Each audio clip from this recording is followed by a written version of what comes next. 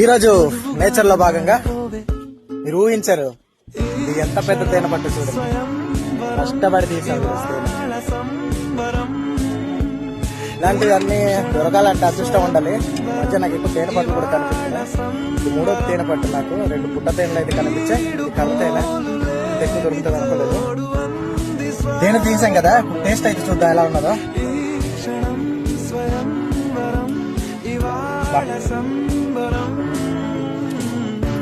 నిజంగా అడవుల్లో తిరిగితే ఇవన్నీ దొరికితే తింటే మాత్రం వర్గానికి అయితే వెళ్ళిపోతాం. అంత స్పీడ్గా అవుతుంది నేనైతే.